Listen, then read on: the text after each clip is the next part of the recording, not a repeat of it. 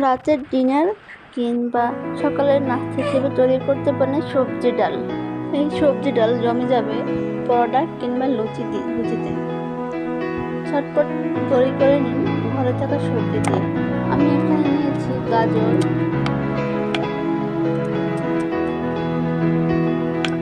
আমি ছোট ছোট করে কেটে নিব।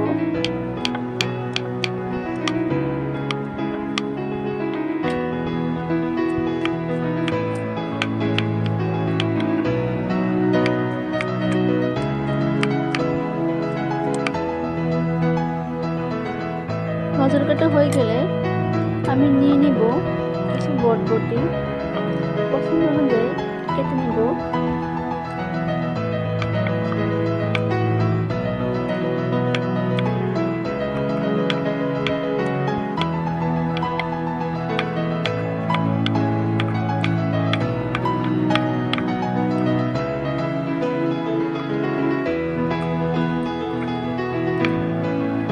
আমি এখানে দু কালারের বরবটি নিয়েছি যাতে দেখতে সুন্দর লাগে।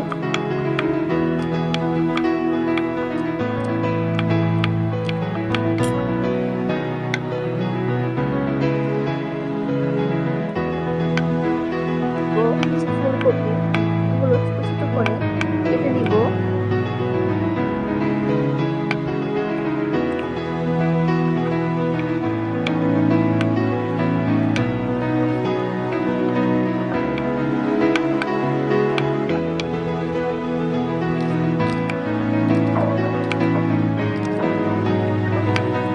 এবার কিছু পেঁয়াজ খালি করে কেটে নিব।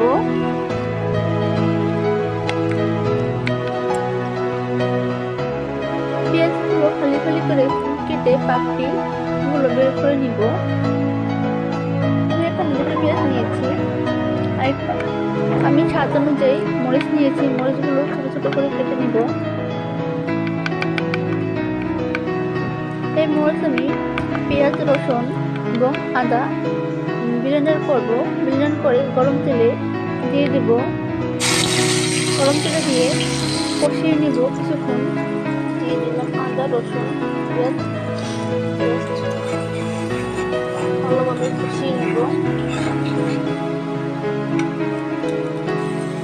ভালোভাবে কষিয়ে দিয়ে দেব স্বাদ মতো লবণ।